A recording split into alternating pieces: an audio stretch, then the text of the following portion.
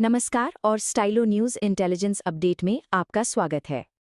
आज की तारीख है 10 मार्च 2026 और आज हमारा पूरा ध्यान भूमध्य सागर पर केंद्रित है। एक ऐसा क्षेत्र जो इस वक्त कह सकते हैं कि तनाव के चरम पर है। आज का ये इंटेलिजेंस अपडेट आपके लिए लाए हैं प्रोवेव एआई, जो कि AI powered open source intelligence में अग्रणी डेवलपर्स हैं। तो आज के इस विश्लेषण में हम 3 अहम तनाव बिंदुओं पर नजर डालेंगे। वो 3 वजहें जो भूमध्य सागर को एक बारूद के ढेर में बदल रही हैं। पहला, एक रूसी टैंकर पर हुआ हमला। दूसरा, अमेरिका और ईरान के बीच बढ़ता सैन्य तनाव। और तीसरा, एक प्रवासी संकट जो दुखद रिकॉर्ड तोड़ रहा है। तो चलिए सबसे पहले उस बड़ी घटना से शुरू करते हैं जिसने यूक्रेन संघर्ष को अब सीधे सीधे भूमध्य सागर के पानी तक पहुंचा दिया है।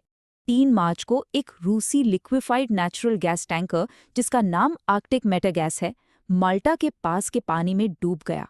अब ये घटना इसलिए इतनी गंभीर है क्योंकि ये दुनिया के सबसे व्यस्त शिपिंग रूट्स में से एक पर हुई है और इसने तनाव को वाकई एक नए स्तर पर पहुंचा दिया है।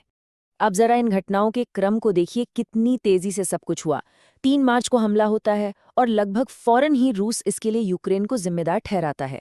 और देखिए, इस सब को और भी ज्यादा उलझाने वाली बात यह है कि ये ठीक उस वक्त हुआ जब नेटो इस इलाके में पहले से ही सैन्य अभ्यास कर रहा था। जाहिर है, इससे आपसी अविश्वास का माहौल और भी गहरा हो गया। रूस की प्रतिक्रिया बहुत ही जोरदार और सीधी थी। इसमें शक की कोई गुंजाइश नहीं छोड़ी गई। रूसी सरकार ने खुद राष्ट्रपति के जरिए इस कार्रवाई को आतंकवाद का नाम दिया। देखिए, इससे ये घटना महज एक हादसा नहीं रह जाती, बल्कि एक सोची समझी जानबूझकर की गई आक्रामकता बन जाती है, जिसका जवाब देना जरूरी समझा जाएगा। लेकिन बात सिर्फ यहीं खत्म नहीं होती।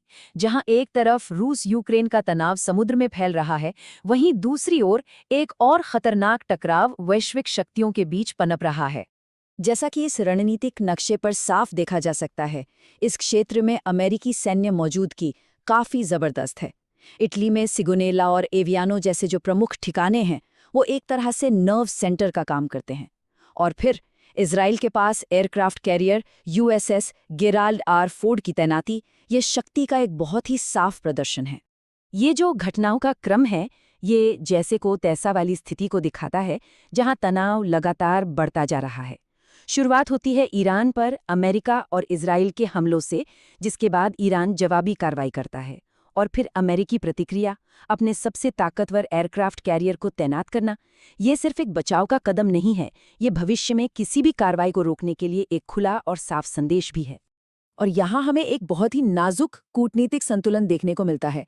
एक तरफ है अमेरिका, जो ईरान पर दबाव बनाने के लिए रणनीतिक तौर पर अपनी ताकत का इस्तेमाल कर रहा है। वहीं दूसरी तरफ है इटली, जो इन महत्वपूर्ण सैन्य ठिकानों का मेजबान तो है, लेकिन वो सीधे तौर पर इस संघर्ष से खुद को दूर रख रहा है।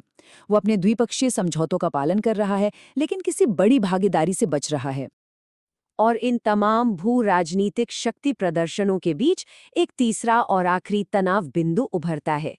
एक ऐसा मानवीय संकट जो इन्हीं समंदरों में दिन ब दिन और गहराता जा रहा है।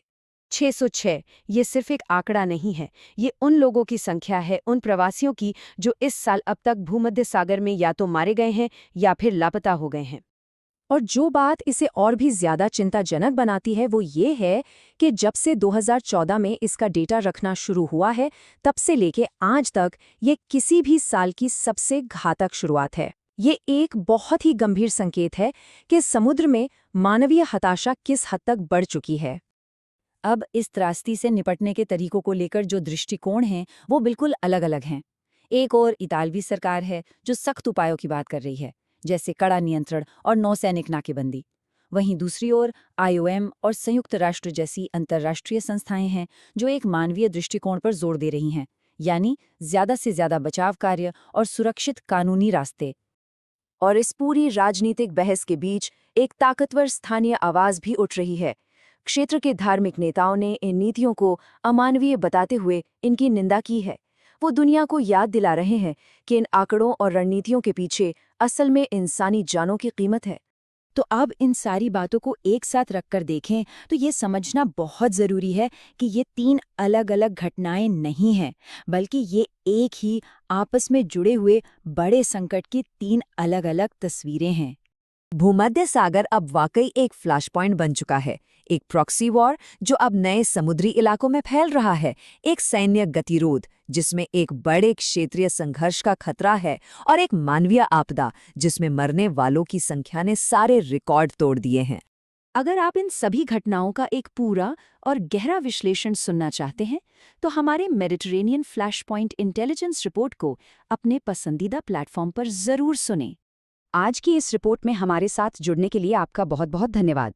AI संचालित ऑन डिमांड समाचारों के लिए www.stylosnews.com पर जाकर स्टाइलो न्यूज़ को सब्सक्राइब करना ना भूलें।